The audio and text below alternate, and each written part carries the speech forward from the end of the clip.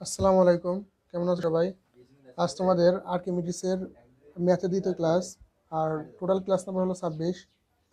তো আর্কিমিডিসের কিছু ম্যাথ বাকি আছে, এই সব ম্যাথ নিয়ে আজকের ক্লাস করব। আর আজকে ইনশাল্লাহ এই আর্কিমিডিস ক্লাস শেষ হয়ে যাবে। তো চলো কথা না বাড়ি ক্লাস শুরু করা যাক। তোমাদের বইয়ের টাইপ 2 এর 2 নম্বর অঙ্কটা দেখো। দেওয়া আছে একটি ইটের ওজন 3.538 কিলোগ্রাম ও আয়তন 1680 ঘন সেন্টিমিটার।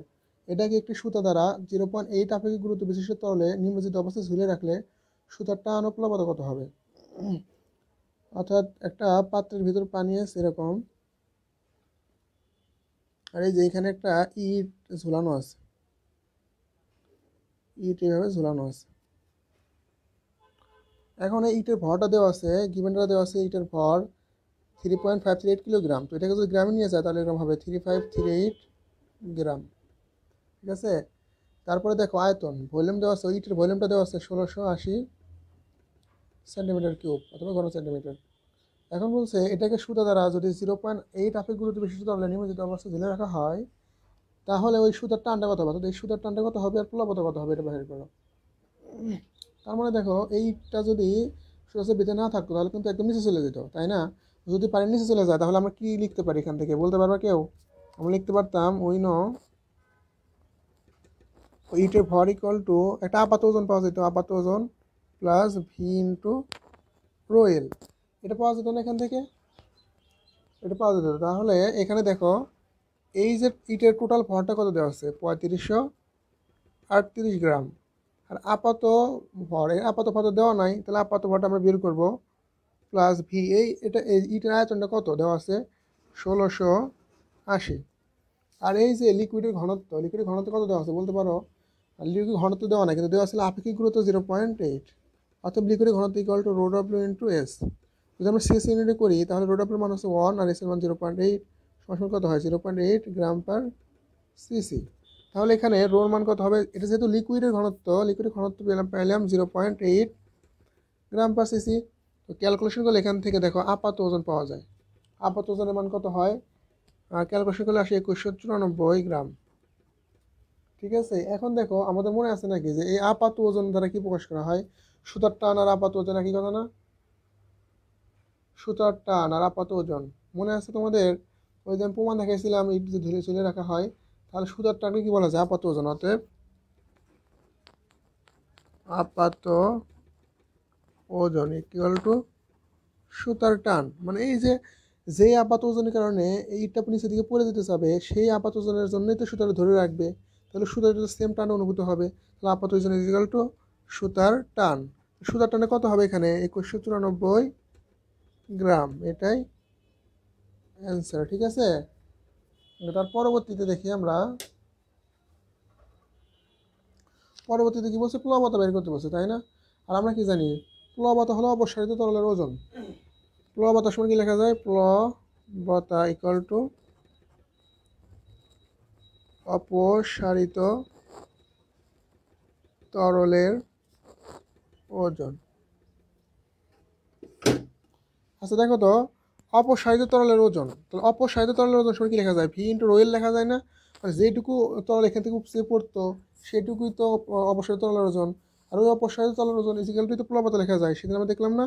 এখন দেখো অপসারিত তরলের ওজন ভি বলতে কি, ওই ইটের ভলিউমটা দেওয়া হচ্ছে 1680। আর এই যে লিকুইডের যে ডেন্সিটি বা ঘনত্ব, এই ঘনত্ব হচ্ছে কত, 0.8। তো আমরা যদি ক্যালকুলেশন করি এটা তাহলে পাবো 1344 গ্রাম, 1344 গ্রাম, তাই না? এটা কি হবে, এটা হচ্ছে প্লবতা, এটাই অ্যান্সার। তাহলে আমাদের সবসময় মাথায় রাখতে হবে যদি বের করতে বলে সুতার টান, তাহলে সুতার টান মানে কি, আপাত ওজন। আর যদি বের করতে বলে প্লবতা, প্লবতা মানে শুধুমাত্র অপসারিত তরলের ওজন। তো সহজ অঙ্ক এটা, টাইপ 2 এর একটা অঙ্ক করলেই এনাফ, আর কোনো অঙ্ক করতে হবে না টাইপ 2 থেকে। ঠিক আছে, টাইপ 2 এর একটা করলে অঙ্ক করলেই হবে। তাহলে আমরা তার পরবর্তী ম্যাথে চলে যাই। নেক্সট ম্যাথ হলো তোমাদের বইয়ের টাইপ 3 এর 4 নং ম্যাথ। টাইপ 3 4 নং ম্যাথ দেখা যাচ্ছে কি, আচ্ছা দাঁড়াও একটুখানি ওয়েট করো তোমরা। আচ্ছা দেখো টাইপ 3 4 নম্বর ম্যাথে কি বলা আছে, 272 গ্রাম ভরের একটি লোহার টুকরা 13.6 গ্রাম পার সেন্টিমিটার কিউব ঘনত্বের পারদে 5/8 অংশ নিমজ্জিত অবস্থায় ভাসে। তার মানে এই 5/8 অংশ থাকে নিমজ্জিত মানে পানির ভিতরে, আর বাকি অংশ থাকে উপরে। লোহার আয়তন ও ঘনত্ব বের করো। একদম সিম্পল একটা অঙ্ক এবং ইজি একটা অঙ্ক, কিন্তু অঙ্কটা বুঝতে হবে, একটু বুঝে বুঝে করতে হবে, ঠিক আছে? আচ্ছা, 4 নম্বর অঙ্ক, তাই না? 4 নম্বর অঙ্কে কী বলছে, গিভেন ডাটাগুলো লিখে নাও তাহলে। গিভেন ডাটা দেওয়া আছে, একটা বস্তু ভর দেওয়া আছে 272 গ্রাম। তারপরে এই টুকরাটা ডুবানো হয়েছে কত গ্রাম ঘনত্ব পারদে, মানে লিকুইডের ঘনত্ব দেওয়া আছে 13.6 গ্রাম পার সিসি। এবং বলা আছে এটার 5/8 অংশ নিমজ্জিত অবস্থায় ভাসে, লোহার আয়তন বের করো এবং লোহার ঘনত্ব বের করো। ঠিক আছে? আচ্ছা দেখো, এই লোহাকে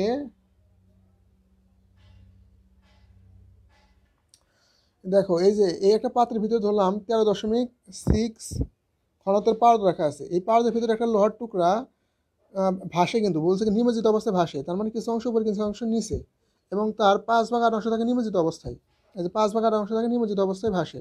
তার মানে বলো, আমি যদি টোটাল আয়তনকে ধরি ভি, টোটাল ভলিউমকে ধরলাম ভি, তাহলে যেটুকু ডুবে আছে এটুকু ভলিউম কত হবে? এটুকু ভলিউম ধরলাম ভি এক্স সমান কত হবে? 5/8 ভি। ঠিক আছে?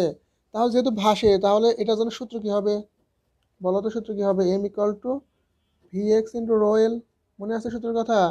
তাহলে দেখো, ইটের ভর কত দেওয়া আছে, সরি ইট না, লোহার টুকরার ভর দেওয়া আছে 272 গ্রাম, আর ভি এক্স এর মান দেওয়া আছে 5/8 V. Rho L, rho L বলতে কী বোঝাচ্ছে এখানে? লিকুইডের ডেন্সিটি। তাহলে এই লিকুইড ডেন্সিটি দেওয়া আছে কোশ্চেনে 13.6। এখন যদি ক্যালকুলেশন করি, এখান থেকে টোটাল ভলিউম পাওয়া যাবে না? টোটাল ভলিউমের মান কত পাওয়া যাবে এখান থেকে?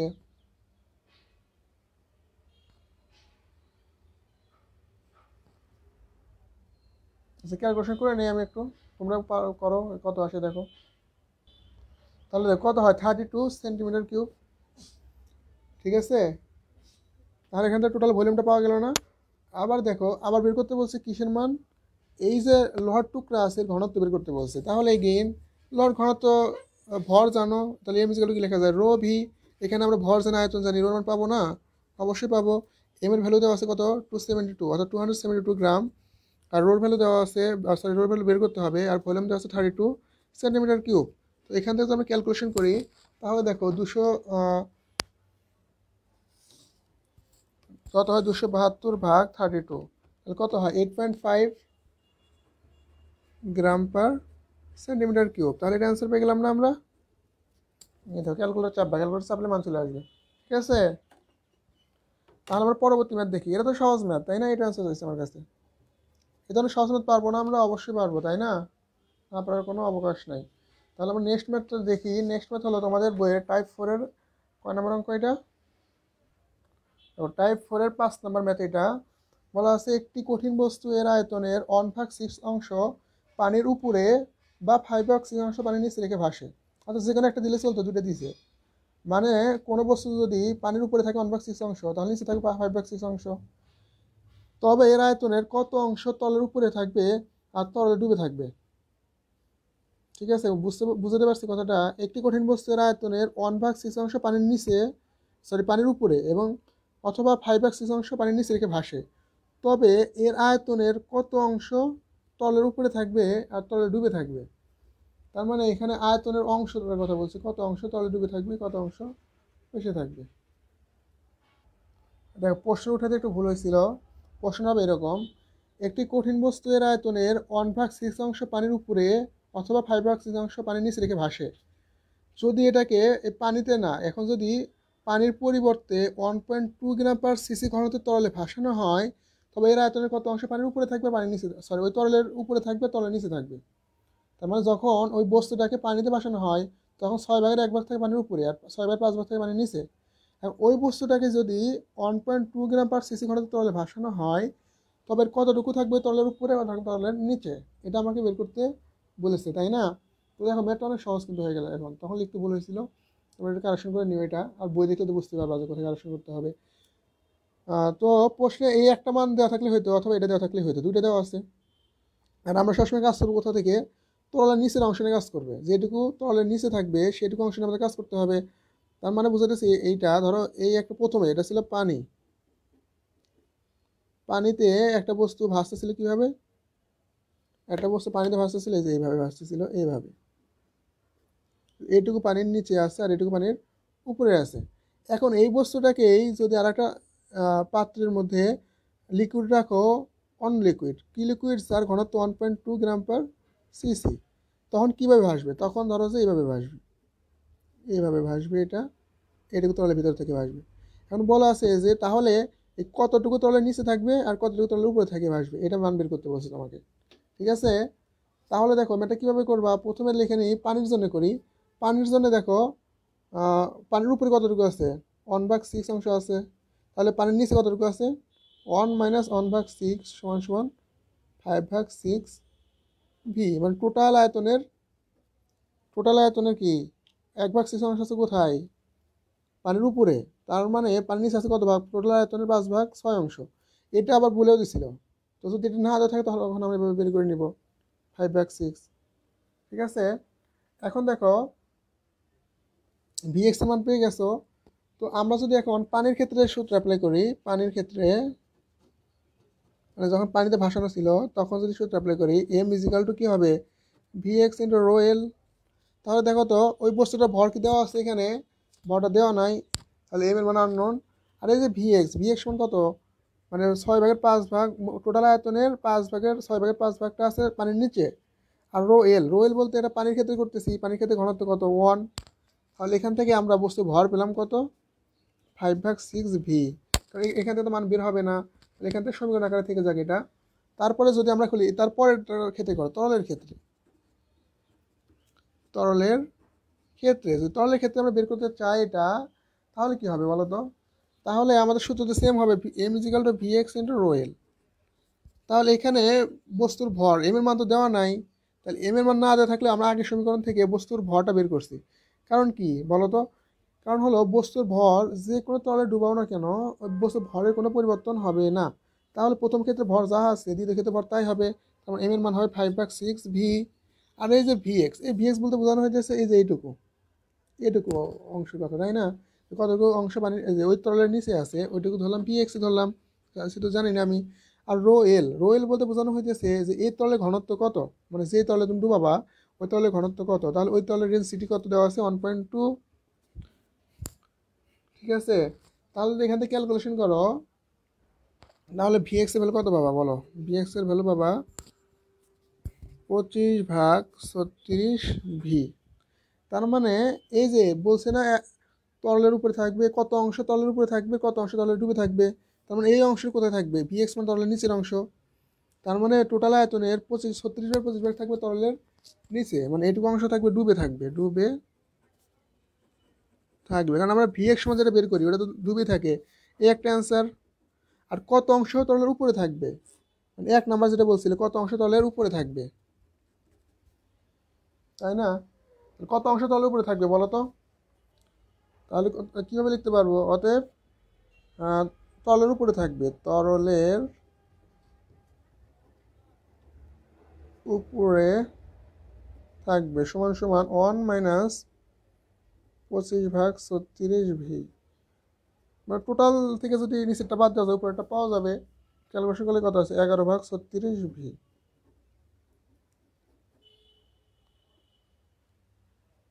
ঠিক আছে, দেখো তো, তার মানে একটি কঠিন বস্তুর আয়তনের 1/6 অংশ পানির উপরে বা 5/6 অংশ পানির নিচে রেখে ভাসে, যদি এটাকে 1.2 গ্রাম পার সিসি ঘনত্ব তরলে ভাসানো হয় তবে এর আয়তনে কত অংশ ওই তরলের বেশি থাকবে কত অংশ ডুবে থাকবে, এটা বের করতে বলছে তোমাকে। তার মানে প্রথমে আমি পানির ক্ষেত্রে থেকে এখানকার ভরটা বের করে নিলাম, আর ভর যেহেতু সব ক্ষেত্রে একই থাকে তাহলে তরলের ক্ষেত্রে ভরটা সেম থাকবে, এখান থেকে ভিএক্স বলতে কতটুকু অংশ ডুবে থাকে সেটার মান, এখান থেকে পেলাম 25/36, মানে টোটাল আয়তনের 36/25 ওই তরলে ডুবে থাকবে। 1 থেকে বিয়োগ করলে, 1কে ধরলাম টোটাল থেকে বিয়োগ করলে পাওয়া যাবে যে কত অংশ বেশি থাকবে। ঠিক আছে, তাহলে আমরা পরবর্তী ম্যাথ নিয়ে আলোচনা করি। দেখো নেক্সট ম্যাথ হলো তোমাদের বইয়ের টাইপ 4-এর 6 নম্বর অঙ্ক। বলা আছে 1000 কেজি ওজনের একটি বরফখণ্ড সমুদ্র পানিতে ভাসছে, বরফের ঘনত্ব 0.917 গ্রাম পার সেন্টিমিটার কিউব এবং সমুদ্র পানির ঘনত্ব দেওয়া আছে 1.03 গ্রাম পার সেন্টিমিটার কিউব হলে বরফের কতটুকু অংশ বেশি থাকবে। তাহলে কি বলছে বলতো, 1000 কেজি ওজনের একটা বরফখণ্ড সমুদ্রের পানিতে ভাসছে, বরফের ঘনত্ব যদি 0.917 গ্রাম পার সিসি হয় এবং সমুদ্র পানির ঘনত্ব 1.03 হয়, তাহলে বরফের কতটুকু অংশ বেশি থাকবে।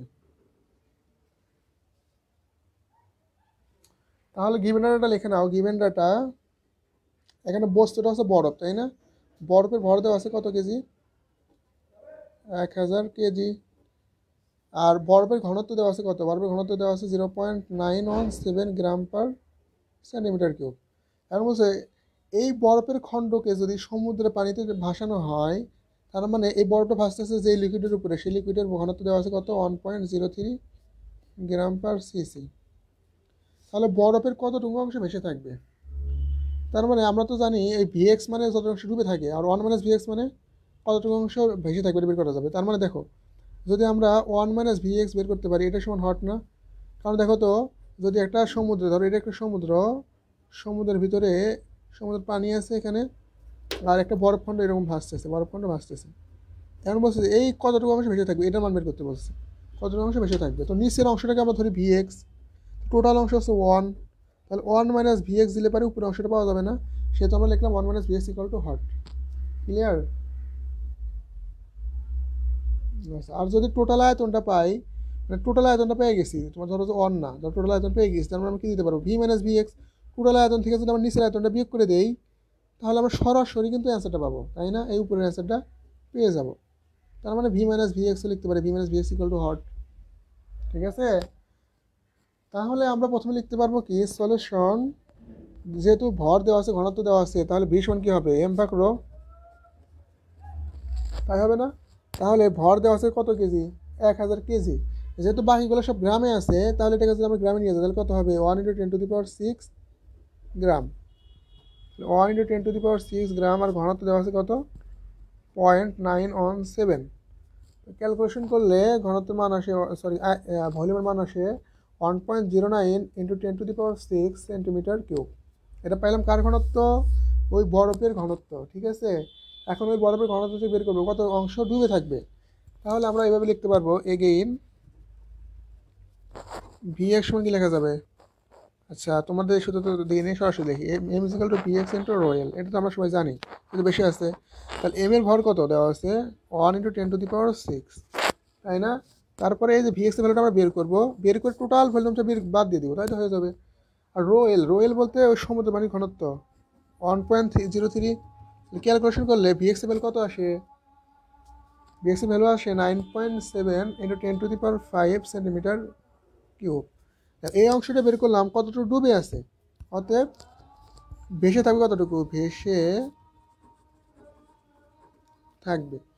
থাকবে কতটুকু বলো তো? এই টোটাল ভলিউম থেকে যদি এই ভলিউমটা বিয়োগ করে দাও, তাহলে তো সেটা পাওয়া যাবে 1.09 × 10⁶ - 9.7 × 10⁵ সেন্টিমিটার কিউব। তাহলে এটুকু অংশ ভেসে থাকবে। তাহলে ক্যালকুলেশন করলে এখান থেকে আসে 12 × 10⁴ সেন্টিমিটার কিউব। এটাই হলো অ্যান্সার। সহজ না অঙ্কগুলো? অনেক সহজ। তাহলে আমরা পরবর্তী ম্যাথটা নিয়ে আলোচনা করি এখন। নেক্সট ম্যাথ হলো তোমাদের টাইপ 3-র 8 নং ম্যাথ। টাইপ 3-র 8 নং ম্যাথ দেওয়া আছে 2 টন ওজনের একটি হাতিকে নদীর উপর ভাসমান 20 ফিট দীর্ঘ ও 6 ফুট প্রশস্ত উলম্ব 500 বিশিষ্ট একটি নৌকাতে উঠানো হলো। নৌকাটি আরও কত ইঞ্চি ডুবে যাবে তা বের করো। ঠিক আছে? নৌকাটি আর কত ইঞ্চি ডুবে যাবে তা বের করো। তাহলে দেখো, কি বলা আছে? 2 টন ওজনের একটা হাতিকে নদীর উপর ভাসমান, ধরো যে এই একটা নদী,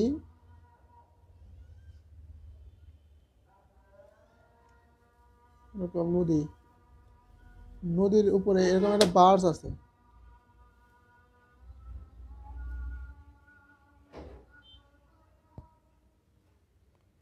কেমন আঁকাবো? 3D চিত্র আঁকাবো।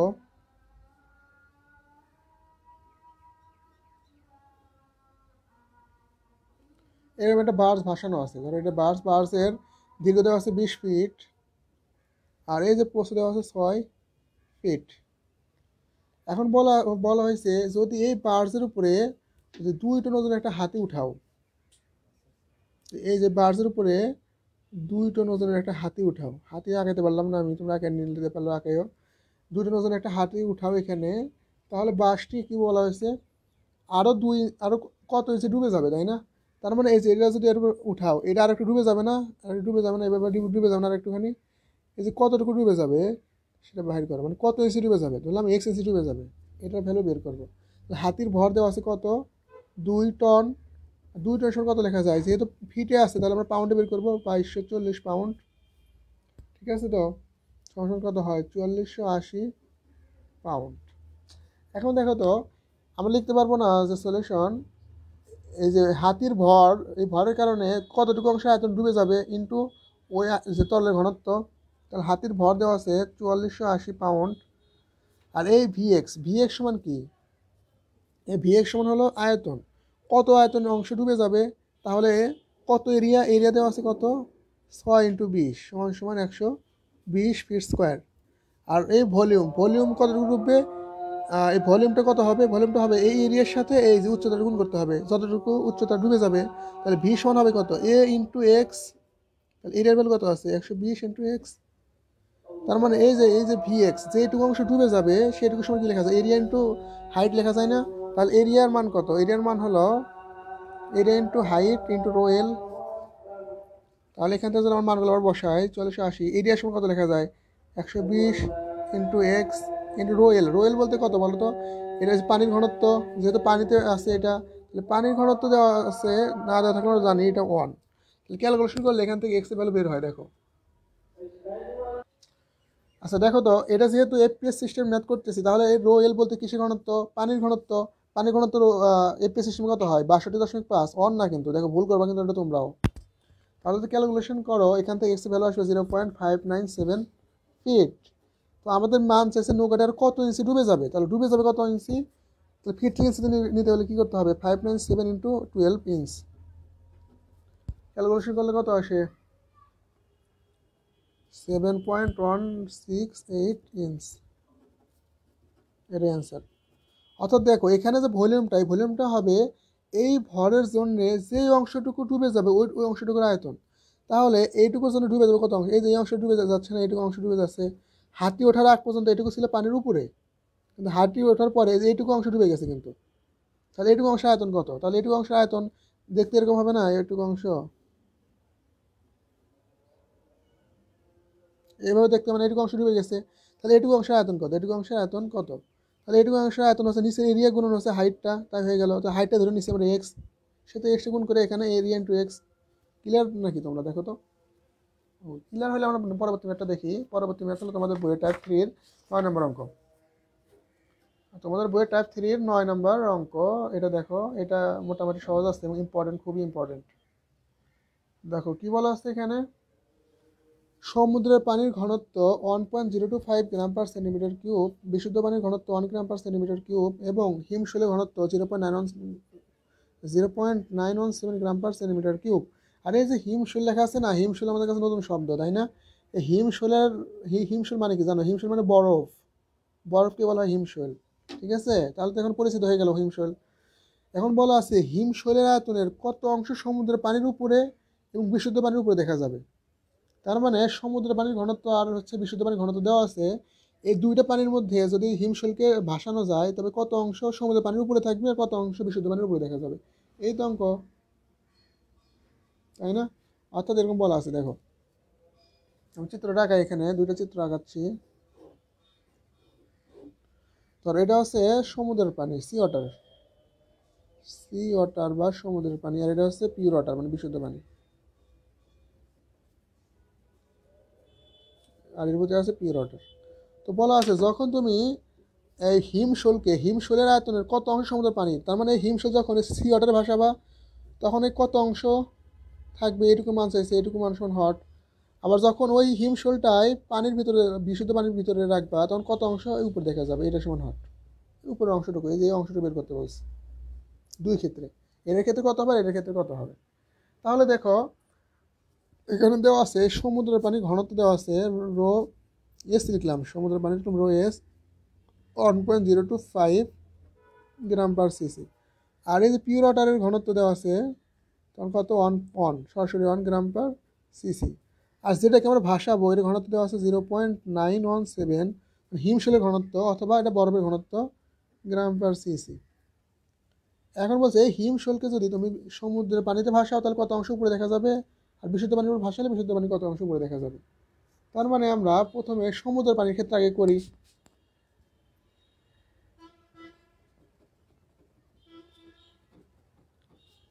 For sea water. দেখো প্রথমে কি লিখবা, যেহেতু ভাসতেছে তাহলে সূত্র কী হবে, M is equal to V X into rho L, তাই না? আচ্ছা এই এম কার ভর বলো তো? এটা অবশ্যই হিমশৈলের ভর, যেহেতু হিমশৈল ভাসতেছে হিমশৈলের এম ইজ ইকুয়াল কি লেখা যায়, রো ইন্টু ভলিউম।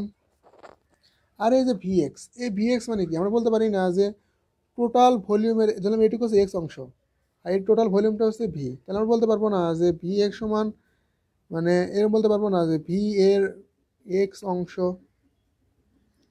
মানে এক্স সমান হচ্ছে কি ভি এর এক্স অংশ।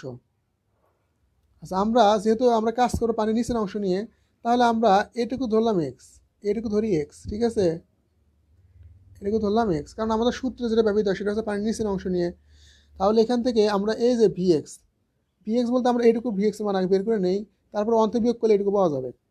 তার মানে দেখো এই ভি এর সঙ্গে কি লিখতে পারবো, এই যে টোটাল ভি এর এই এক্স অংশ, তাহলে লিখতে পারবো না এই যে টোটাল ভি এর এই এক্স অংশটা পানির নিচে আছে, তাহলে ভি এর সঙ্গে কি লেখা যাবে, এক্স ইন্টু ভি ইন্টু রোয়েল। রোয়েল মানে এটা কিসের ঘনত্ব, সমুদ্রের পানির ঘনত্ব 1.025। এখন দেখো এটা লিখলাম মোট আয়তনের এক্স অংশ আছে পানির নিচে, কারণ আমাদের এই সূত্রে সবসময় যেটা ব্যবহৃত হবে সেটা সবসময় হবে পানির নিচের জন্য। তাহলে এখানে ভি এক্স মানে কি লিখতে হবে, মোট আয়তনের এক্স অংশ, ঠিক আছে। তাহলে দেখো এই ভি ভি সেম ভি কাটাকাটি হয়ে গেল, আর রোর ভ্যালু দেওয়া আছে 0.917 ইকুয়াল টু এক্স ইন্টু 0.025, অতএব এর সঙ্গে কত হয়, ক্যালকুলেশন করলে আসে 917 ডিভাইড ভাগ 1025। এটুকু বলো তো কোথায় আছে, পানির নিচে আছে না এটুকু অংশ, তাহলে বলছে সমুদ্রের পানির উপরে কত, মানে এই হিমশৈলের আয়তনের কত অংশ সমুদ্রের পানির উপরে দেখা যাবে। অতএব সমুদ্রের পানির উপরে দেখা যাবে, টোটাল আয়তনকে ধরলাম এখানে 1, যেহেতু ভলিউমের মান নির্দিষ্ট নাই এখানে, সেহেতু টোটাল আয়তনকে আমরা ধরলাম 1 মাইনাস 917 ডিভাইড বাই 1025। ক্যালকুলেশন করলে কত হয়, 108 ডিভাইড ভাগ 1025 অংশ, এর একটা অ্যান্সার, ঠিক আছে। এখন সেম যদি পানির মতো পানির ক্ষেত্রে করো তাহলে কী হবে বলো, এখন আমরা পানির ক্ষেত্রে করব, ফর পিওর ওয়াটার।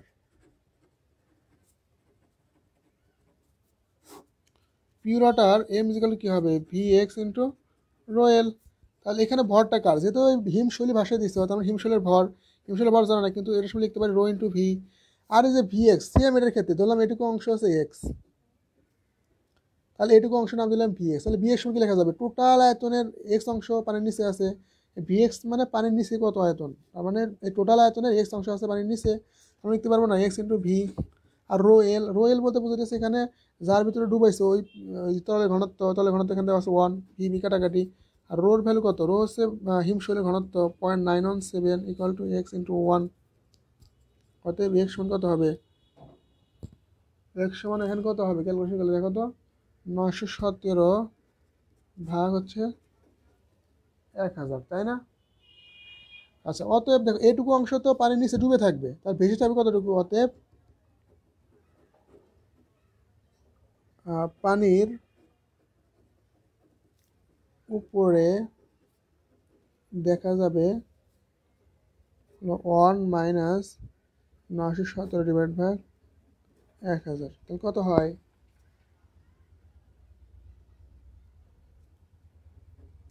83 ভাগ 1000 অংশ, এটা হলো অ্যান্সার, ঠিক আছে। পারা যাবে না এই ধরনের অঙ্ক তাহলে। তাহলে দেখো আমি তোমাদের আর একটুখানি বেসিক ক্লিয়ার করি, এটা যেটা তোমাদের সমস্যা হবে ভবিষ্যতে, এটা তো সমস্যা নাই অঙ্কতে, তাই না, এই অঙ্কতে আর সমস্যা নাই। ধরো এই একটা বস্তু,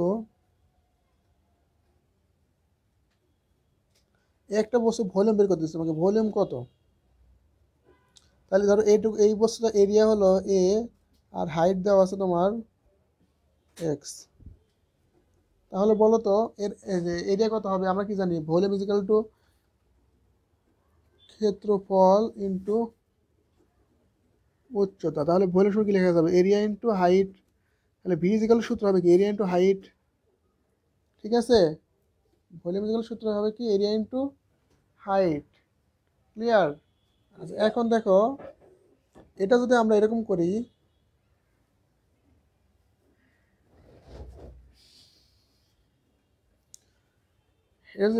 এরকম করি যে আমার এইটুকু অংশ লাগবে, এইটুকু অংশের আয়তন কত, এইটুকু অংশের আয়তন কত, মানে যেটুকু অংশ নিচে ডুবে আছে, ধরো এইটুকু আছে পানির নিচে ডুবে আছে, এইটুকু অংশের আয়তন কত, যেমন এইটুকু অংশকে আমি ধরলাম আয়তন VX, তাহলে VX সমান কি লেখা যাবে, তার মানে এইটুকু অংশের আয়তন কি লেখা যাবে এইভাবে যে VX সমান হলো এই টোটাল আয়তন তো ধরলাম আমরা V, ঠিক আছে, টোটাল আয়তন যদি V হয় আর নিচের অংশ যদি X হয়, তাহলে এই VX সমান কি হবে, এই V এর X অংশ, এরকম হবে না? তার মানে আবার VX সমান আমাদের এরকম হবে, V ইন্টু X লেখা যায়। এই VX equal to V into X কখন, যখন অংশ আকারে লিখবো তখন। আর এই V ইজ ইকুয়াল টু অথবা VX বলতে পারো এরিয়া ইন্টু হাইট কখন লিখবো, যখন সরাসরি ভ্যালু দেওয়া থাকবে, সরাসরি ক্ষেত্রফল উচ্চতা দেওয়া থাকলে এটা, আর যদি অংশ আকারে লিখতে হয় তখন V ইন্টু X। তার মানে কোনো সময় এটা হবে এরিয়া ইন্টু হাইট, কোনো সময় হবে V ইন্টু X। ঠিক আছে, তাহলে আমরা পরবর্তী ম্যাথটা দেখি। পরবর্তী ম্যাথ হলো তোমাদের বইয়ের টাইপ 3 10 নম্বর অঙ্ক, খুবই গুরুত্বপূর্ণ একটা অঙ্ক এবং এবার পরীক্ষাতে আসার মতো অঙ্ক এটা। তোমাদের বইয়ের সবচেয়ে গুরুত্বপূর্ণ অঙ্ক হলো টাইপ 3 10 নম্বর অঙ্ক, বুঝে বুঝে করতে হবে এটা। বলা আছে 0.9 গ্রাম পার সেন্টিমিটার কিউব ঘনত্বের মোম পানিতে ভাসে, 0.87 গ্রাম পার সেন্টিমিটার কিউব ঘনত্বের টারপিন তেল পানির উপরে ফেলা হলো যতক্ষণ পর্যন্ত না মোম সম্পূর্ণরূপে নিমজ্জিত হয়। পানি ও টারপিন তেলের মোমের আয়তনের অনুপাত বাহির করো। দেখো প্রশ্ন পড়ে মোটামুটি বোঝা যায় না, কিন্তু আমি যদি চিত্র আঁকাই তাহলে বুঝতে পারবো সহজেই। ধরো একটা পাত্র নিই, একটা বড় একটা পাত্র নিই, বড় একটা পাত্র নিলাম, নেওয়ার পর বলছে কি 0.9 গ্রাম সেন্টিমিটার কিউব ঘনত্বের মোম পানিতে ভাসে। তার মানে আমি এই পর্যন্ত পানি নিলাম, এই যে পর্যন্ত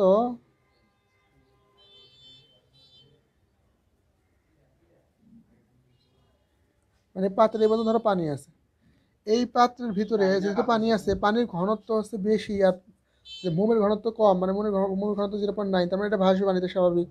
ধরলাম মোমটা যেভাবে ভাসতেছে, যেভাবে ভাসতেছে, মোমটা এইভাবে ভাসতেছে, ঠিক আছে। এবং দেখো যেহেতু মোমটা ভাসতেছে, এখন বলা হয়েছে কি 0.87 গ্রাম পার সেন্টিমিটার কিউব ঘনত্বের টারপিন তেল পানির উপরে ফেলে দেওয়া হলো। তার মানে এই যে তেলের ঘনত্বটা আবার মোমের চেয়ে কম না, তার মানে যেহেতু তেলের ঘনত্বটা মোমের চেয়ে কম, তার মানে তেলটা উপরে থাকবে। তার মানে তেল যদি ঢালা হয় তাহলে এরকম ভাবে পুরো হয়ে যাবে না। কতক্ষণ পর্যন্ত ঢালা হয়েছে, যতক্ষণ পর্যন্ত না মোম সম্পূর্ণরূপে নিমজ্জিত হয়। যখন মোমটা সম্পূর্ণরূপে নিমজ্জিত হয়ে গেছে তখন ঢালা বন্ধ করে দেওয়া হয়েছে, ঠিক আছে। মানে এখান থেকে কি আছে, এখান থেকে আছে তেল আছে। এখন বলছো তোমাকে পানি ও টারপিন তেলে, তাহলে পানি হচ্ছে যেটা হচ্ছে পানি H2O, আর এটা হচ্ছে টারপিন তেল বা অয়েল। এখন বলছে পানি ও টারপিন তেলের মোমের আয়তনের অনুপাত বাহির করো। ঠিক আছে, বের করতে বলছে কি পানি ও টারপিন তেলের মোমের আয়তনের অনুপাত। তার মানে এখানে মোমের একটু কিছু অংশ আছে, তাহলে এটুকু অংশ V1 আর এখানে কিছু অংশ V2। ঠিক আছে, মানে এই যে পানির ভিতরে আছে মোমের V1 অংশ আর টারপিন তেলের ভিতরে আছে ওই মোমের V2 অংশ। এখন বলছে পানি ও টারপিন তেলের মোমের আয়তনের অনুপাত বাহির করে, মানে V1 is to V2 equal to hot, এটা বের করতে বলছে আমাকে। এটা বের করলে আমাদের ম্যাথ শেষ হয়ে যাবে। তাহলে দেখো এখানে দেওয়া আছে মোমের ঘনত্ব, মানে আমাদের যে বস্তুটা মেন বস্তুটা মোমের ঘনত্ব দেওয়া আছে rho equal to 0.9 gram per CC. আর এখানে পানির ঘনত্ব দেওয়া আছে, পানির ঘনত্ব আমরা জানি rho 1 equal to 1 gram per CC. আর এখানে তেল দেওয়া আছে, তেলের ঘনত্ব দেওয়া আছে 0.87 গ্রাম পার সিসি। ঠিক আছে, তারপরে দেখো আমাদের এখন ম্যাথড সলভ করতে হবে। আচ্ছা, তাহলে আমরা সলিউশন লিখলাম। সলিউশন আমরা এই মোমের টোটাল ভর, দেখো মোমের টোটাল ভর ধরলাম এম। তাহলে এই এম সমান লিখতে পারবো না যে এম এর এইটুকু ভর হচ্ছে M1 আর এইটুকু ভর M2, তাহলে এরকম যোগ করে দিই যে M1 প্লাস M2। আবার দেখো তো এই এম সমান কি লেখা যায়, এম সমান লেখা যায় রো ইন্টু ভি ভেলোসিটি। বলো তো এই রোটা হচ্ছে মোমের ঘনত্ব, ভলিউমটা হচ্ছে মোমের আয়তন। আর এম ওয়ান সময় লেখা যায় কি, এম ওয়ান সময় লেখা যায় হচ্ছে রো ইন্টু ভি ওয়ান লেখা যায় না, অর্থাৎ আমরা কি জানতাম M is equal to V X into rho L এরকম পড়ছি না আমরা। তাহলে এখানে ভি এক্স বলতে কোনটার ভি এক্স বলো তো, ওই যেটার আয়তন আছে ওই আয়তন ইন্টু ঘনত্ব হচ্ছে পানির, ওইভাবে লিখলাম। সরি, এখানে আমরা এভাবে লিখতে পারি রো ওয়ান ইন্টু ভি, তাই না, প্লাস এম টু সময় কি লেখা যায় এরকম করে আমরা সূত্রের মতো করে লিখি ভি ইন্টু রো এল বলতে এখানে রো টু।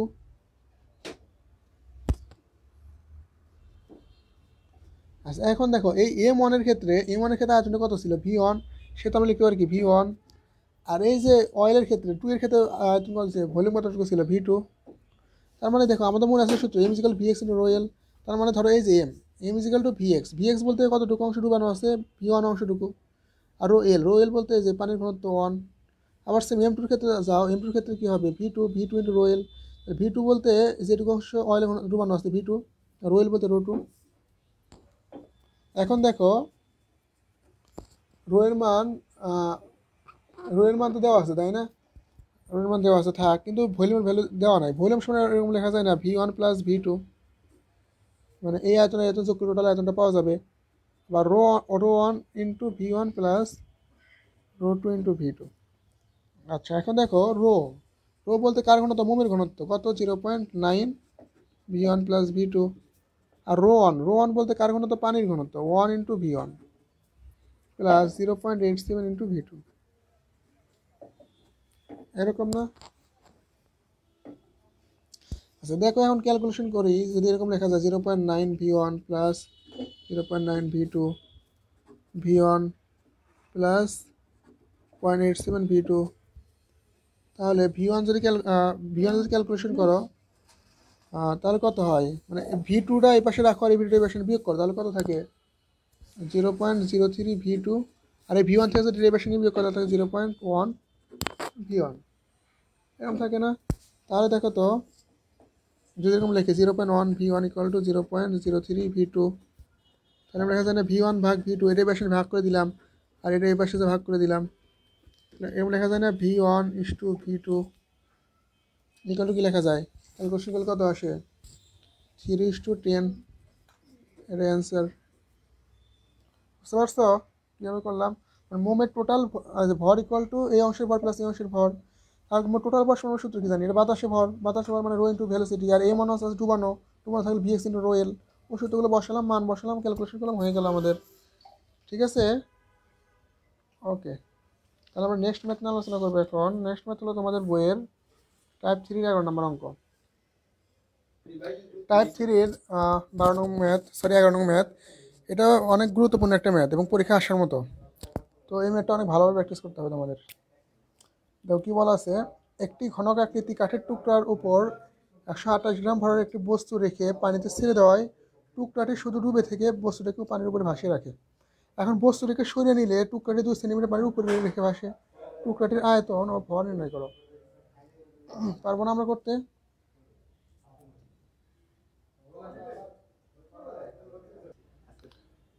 দেখো এখানে বলা আছে একটি ঘনক আকৃতি কাঠের টুকরার উপর 128 গ্রাম ভরের একটি বস্তু রেখে পানিতে ছেড়ে দেয়, টুকরাটি শুধু ডুবে থেকে ভাসে। অর্থাৎ এইরকম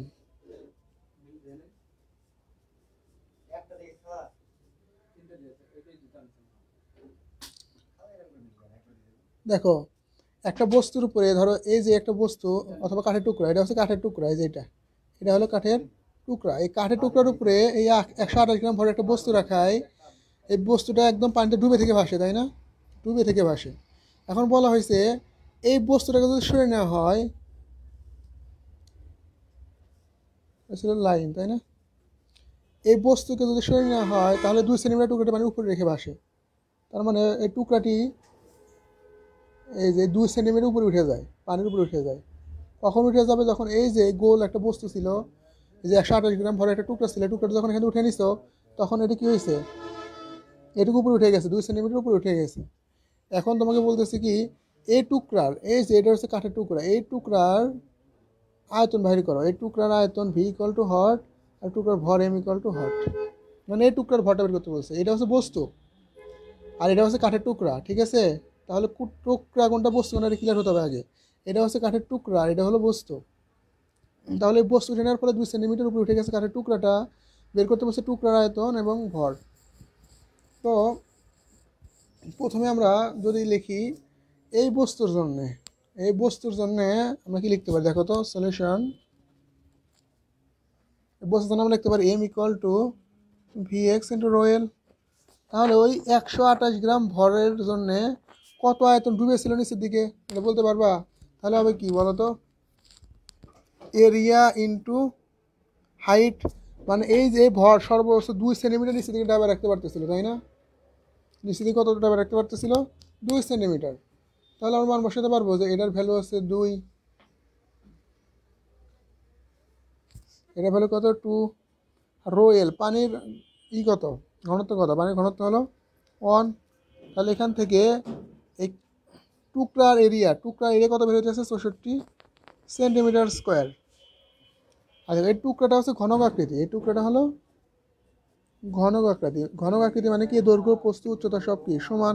এই উচ্চতা যদি এ হয় তাহলে এটাও এ এবং এই প্রস্থ এ, ঠিক আছে? ঘনক আকৃতি কাকে বলা হয়? যার দৈর্ঘ্য প্রস্থ উচ্চতা সমান তাকে বলা হয় ঘনক আকৃতি, তাই না? এখন দেখো এখানে এরিয়া পাইছে 64 সেন্টিমিটার স্কোয়ার। তাহলে এই ঘনক আকৃতি এরিয়া নির্ণয় সূত্র কী হবে? যেহেতু এর এরিয়াটা হচ্ছে বর্গ আকৃতি, অতএব এরিয়া এ সমান 64, অতএব এ সমান কি লেখা যাবে? স্কোয়ার লেখা যাবে না, আমার দৈর্ঘ্য গুণন প্রস্থ। অতএব ঘনকের একটা বাহু দৈর্ঘ্য কত? 8 সেন্টিমিটার। ঘনকের একটা বাহু দৈর্ঘ্য কত? 8 সেন্টিমিটার। দেখো বুঝতে পারলো নাকি? এই ঘনকের যেহেতু ঘনক সেহেতু প্রত্যেকটা দৈর্ঘ্য বস্তু উচ্চতা সবই সমান। তারপরে দেখো এই ঘনকের একটা এরিয়া পাইছো তুমি 64 সেন্টিমিটার স্কোয়ার, ধরলাম এই যে সামনের এরিয়াটা 64 সেন্টিমিটার স্কোয়ার। এখন দেখো এই এরিয়াটা যদি আমরা সূত্রের মাধ্যমে লিখতেছি দৈর্ঘ্য গুণন প্রস্থ, দৈর্ঘ্য আর প্রস্থ সমান, তার মানে এ ইন্টু এ স্কোয়ার, স্কোয়ার সমান 64। তার মানে এইখানে এর মান অর্থাৎ একটা বাহুর মান কত হবে? 8 সেন্টিমিটার। এখন বলো টুকরার আয়তন, টুকরার আয়তন টুকরার আয়তন ভি সমান কি হবে বলো তো? টুকরার আয়তন ভি সমান কি লেখা যাবে? এ কিউব লেখা যাবে না? আমরা কি জানি আয়তন সমান কি জানি? দৈর্ঘ্য গুণন প্রস্থ গুণন উচ্চতা। যেহেতু দৈর্ঘ্য প্রস্থ উচ্চতা সমান তাহলে এ ইন্টু এ সমান সমান এ কিউব সমান সমান 8 কিউব। তাহলে যদি 8 কিউব দেওয়া যায় তাহলে আয়তনের মান কত হয়? 512 সেন্টিমিটার কিউব। এটাই হবে কি অ্যান্সার। একটা আয়তন, টুকরার আয়তন পেয়ে গেছো না? এখন বের করতে বলছে টুকরার ভর বের করতে হবে এখন আমাদের, ঠিক আছে? টুকরার ভর কীভাবে বের করা যায়? M is equal to rho V. কিন্তু টুকরার ঘনত্ব তো দেওয়া নাই, যেহেতু টুকরার ঘনত্ব দেওয়া নাই সেহেতু এখান থেকে বের করা যাবে না। আচ্ছা তাহলে যদি আমরা এটা অন্যভাবে করতে চাই তাহলে আমি লিখতে পারবো যে M is equal to V X into rho L. এই ভরটা নিলাম কার ভর বলো তো? এই ভরটা নিলাম হচ্ছে এই যে কাঠের টুকরার ভর, ঠিক আছে? তাহলে কাঠের টুকরার ভরই তো বের করবো আমরা। আচ্ছা এই ভিএক্স বলতে এই কাঠের যে টুকরার ভর, এই ভরের কারণে যেটুকু অংশ নিচে ডুবে থাকে সেটুকু অংশের আয়তন, তাই না? মানে এই যে কাঠের যে টুকরাটা এখানে রাখা হয়েছে এই টুকরাটির ভরের কারণে এটুকু অংশ ডুবে আছে না? তাহলে এই যে এই ভরটা হচ্ছে কাঠের টুকরার ভর, তাহলে যেটুকু অংশ ডুবে আছে এটুকু অংশের আয়তন, তাহলে এটুকু অংশের আয়তন কত হবে বলতে পারবে? ইন্টু রোয়েল মানে কি? এই যে পানির ঘনত্ব। এখন দেখো ভালোভাবে খেয়াল করো এই যে এটা দৈর্ঘ্য কতটুকু, কারণ এটা একটা ঘনকের প্রত্যেকটা দৈর্ঘ্য প্রস্থ উচ্চতা সমান। তার মানে এই ঘনকের এই একটা বাহুর দৈর্ঘ্য কত? এ মানে কত বলো তো? এ মানে 8 সেন্টিমিটার। তাহলে এই টুকরাটির কত অংশ পানির নিচে আছে? 2 সেন্টিমিটার আছে পানির উপরে, তাহলে 6 সেন্টিমিটার আছে কোথায়? পানির নিচে, তাই না? যদি টোটাল উচ্চতাটা 8 হয়, যেহেতু এ ইজিক্যাল টু 8 সেন্টিমিটার, একটা বাহু দৈর্ঘ্য 8, 8-এ 2 যদি থাকে পানির উপরে, 6 থাকে পানির নিচে, তাহলে বলো এখন ভলিউম কত হবে? তাহলে হবে কি area into X into rho L. Area কত? এরিয়া মানে তো আমরা বের করছি 64, এরিয়া মানে 64 বের করছি না? আর এই এক্স বলতে পানির নিচে কতটুকু অংশ আছে? 6 অংশ আছে। আর রোয়েল বলতে 1। তাহলে 64 গুণন 6 সমান কত আসে? ক্যালকুলেশন করো তো। 64 ইন্টু 6 384 আসে না? তাহলে 384 গ্রাম, এটা হলো অ্যান্সার। এই অঙ্কটা অনেক একটু ক্রিটিক্যাল বাট ইম্পর্টেন্ট, এটা ভালোভাবে প্র্যাকটিস করতে হবে তোমাদের। দেখো এখানে প্রথমে ভুল হবে যে কোনটা টুকরা আর কোনটা বস্তু। যেহেতু ঘনাকৃতি কাঠের টুকরার উপরে 108 গ্রাম ভরের একটা বস্তু রেখে মাঝে ছেড়ে দিছে, বলে দিচ্ছে যে এটা হচ্ছে কাঠের টুকরা ঘনকাকৃতিটা, আর এর উপরে একটা 128 গ্রাম ভরের বস্তু ছিল। এখন এই বস্তুটা যদি এখান থেকে সরে নেওয়া হয় তাহলে 2 সেন্টিমিটার পানির উপরে উঠে ভাসে এই যে কাঠের টুকরাটা। তাহলে আমরা যদি লিখি M is equal to V X into rho L, এই যে এই ভরের জন্য কতটুকু অংশ ডুবেছিল, এটুকু অংশ ডুবেছিল না 2 সেন্টিমিটার ডুবেছিল, তাহলে 2 সেন্টিমিটার লিখলাম আর এরিয়া পেয়ে গেলাম এখান থেকে। আবার এরিয়া মানে কি, ঘনকের এরিয়া সমান স্কোয়ার লেখা যায়, এ স্কোয়ার ইজ ইকুয়াল টু 64, এ সমান 8, অর্থাৎ ঘনকের এক বহরের উপর 8 সেন্টিমিটার। অর্থাৎ টুকরাটির আয়তন সমান আমরা কি জানি, দৈর্ঘ্য গুণন প্রস্থ গুণন উচ্চতা তিনটাই মানে এ কিউব, এ কিউবের মান এর মান 8 বসালাম, এখান থেকে 512 সেন্টিমিটার কিউব টুকরার আয়তন পাওয়া গেল। তারপরে দেখো বের করতে বলছে এই টুকরাটির ভর নির্ণয় করো, তাহলে টুকরাটির ভর সমান কি লেখা যাবে, ভিএক্স ইনটু রো এল। এই যে টুকরাটির ভর, এর কারণে যেটুকু অংশ ডুবে থাকে সেটুকু অংশের আয়তন ইন্টু বস্তুর ঘনত্ব, তাহলে ভিএক্স সমান এরিয়া ইন্টু এক্স। এরিয়া তো আমরা জানি, কিন্তু এক্স কতটুকু, এক্স হলো যেটুকু অংশ পানির নিচে আছে ওইটুকু অংশের উচ্চতা। তাহলে দেখো এই যে এক ভর উচ্চতা দৈর্ঘ্য হচ্ছে 8 সেন্টিমিটার, তাহলে 8 থেকে যদি উপরে 2 চলে যায় থাকে 6 সেন্টিমিটার। আর রো এল মানে কি, পানির ঘনত্ব যে লিকুইডের ভিতরে ডুবানো আছে বলে দিছি। দেখো একটা ঘনকাকৃতি কাঠের টুকরা পানিতে ছেড়ে দেয়, পানিতে কথা বলছে না, সে তো পানির ঘনত্ব কত হবে 1। আচ্ছা তাহলে আমরা পরবর্তী ম্যাথ নিয়ে আলোচনা করি, ঠিক আছে? এই ম্যাথটা পারা যাবে তাই না? কোনো সমস্যা হলে কমেন্ট করো। আচ্ছা দেখো পরবর্তী ম্যাথ হলো তোমাদের বইয়ের টাইপ 3-এর 12 নম্বর অঙ্ক, টাইপ 3-এর 12 নম্বর অঙ্ক। এটাও ইম্পর্টেন্ট অঙ্ক, এটা ভুল করে সবাই। দেওয়া আছে 0.25 কেজি ভরের একটি অর্ধগোলাকার কড়াই এর আয়তনের 1/3 নিমজ্জিত অবস্থায় পানিতে ভাসে। বলা আছে কি 0.25 কেজি ভরের একটি অর্ধগোলাকার কড়াই এর আয়তনের 1/3 নিমজ্জিত অবস্থায় পানিতে ভাসে, কি পরিমাণ পানি এটাতে ঢাললে কড়াইটি সম্পূর্ণ ডুবে যাবে, এটা বের করতে বলছিল আমাকে। তার মানে প্রথমে দেওয়া আছে এরকম যে 0.25 কেজি ভরের একটা অর্ধগোলাকার কড়াই এর আয়তনের 1/3, তার মানে ধরো এই যে একটা অর্ধগোলাকার কড়াই, শুধু হইলো না সম্পূর্ণ আঁকানো, ধরে না এটাই কড়াই। এই কড়াইয়ের 3/1 আয়তন কি হয়, 3/3 মানে 1/3 আয়তন নিমজ্জিত অবস্থায় ভাসে। তার মানে এই যে V/3 এই আয়তনটা টোটাল আয়তনের 3/1 কি হয়, নিমজ্জিত অবস্থায় ভাসে। মানে আমরা বলতে পারি কি Vx সমান V/3, তাই না? আচ্ছা আর এই যে কড়াইয়ের ভর কত দেওয়া আছে 0.25 কেজি, মানে কড়াইয়ের যে 0.25 কেজি ভর, এই ভরের কারণে আয়তনের 3/1 ডুবে থাকে, তাই না?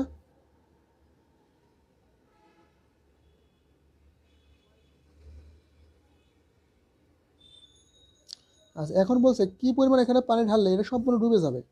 তাহলে এখান থেকে প্রথমে আমরা যদি লিখি সলিউশন, মানে কড়াইয়ের ভর equal to VX into rho L.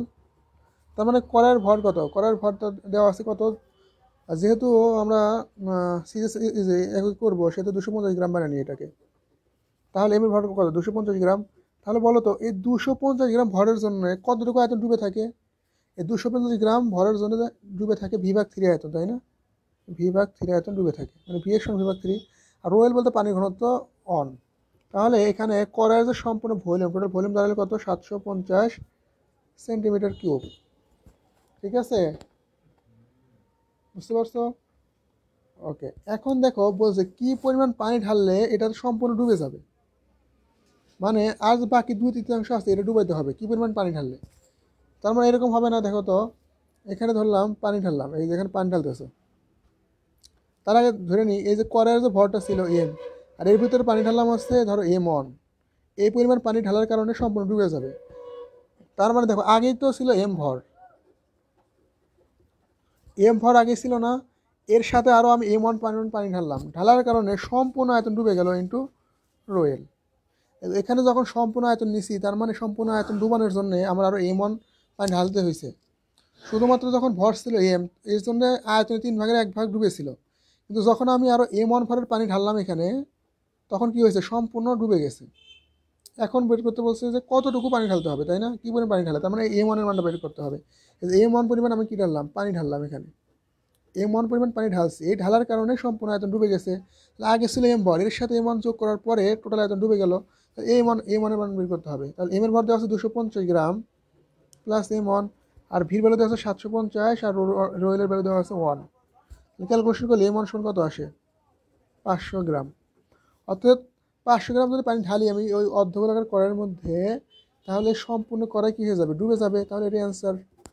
এটা সহজ অঙ্ক পাবার কোথাও একটু বুঝে বুঝে করতে হবে জাস্ট। আচ্ছা এখানে যে ভরটা, এই ভরের জন্য ডুবছে 1/3, আর আরও কিছু পরিমাণ পানি দিছি যেই কারণে সম্পূর্ণ আচরণ ডুবে গেছে, এই জন্য টোটাল ভলিউম লিখে দিচ্ছি এখানে। ঠিক আছে। আচ্ছা পরবর্তী ম্যাথ তোমাদের বইয়ের টাইপ 19 নম্বর অঙ্ক।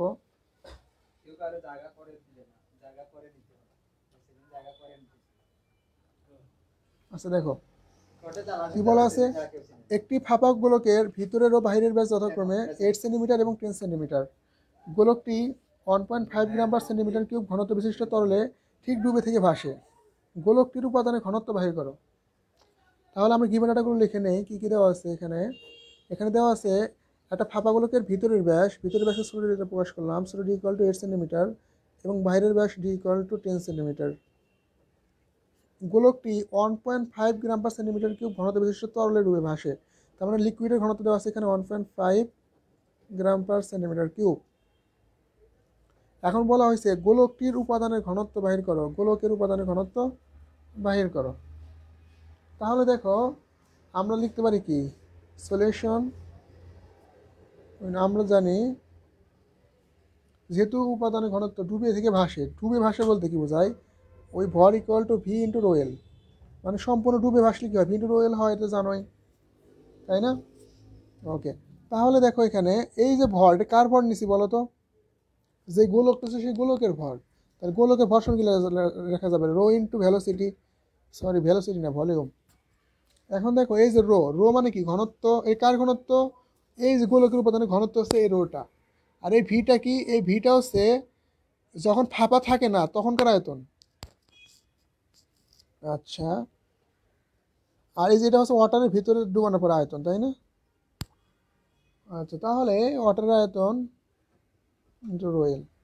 দেখো আমরা যখন ওই যে প্রমাণ করছিলাম গোলকটি ফাঁপা কিনা বের করা, সন্দেহ করা হইতেছে গোলকটি ফাঁপা কিনা সলিড, তখন আমরা বের করতেছিলাম যখন এম ইজিক্যাল রো ভি দিতেছিলাম, এই ভিটা হচ্ছে সলিডের ভি তাই না, এর ভিতরে কোনো ফাঁপা থাকবে না। আর আমরা যখন এম ইজিক্যাল ভি ইন্টু রোয়েল লিখি, এই ভিটা হচ্ছে পানির উপরে যে কতটুকু ভাসতেছে সেই ভ্যালুটা। অর্থাৎ ধরো এইটা একটা বস্তু, এই বস্তু যদি আমরা M is equal to rho V লিখি, এখান থেকে যেটি ভিটা পাবো এটা একদম সলিড ভি পাবো।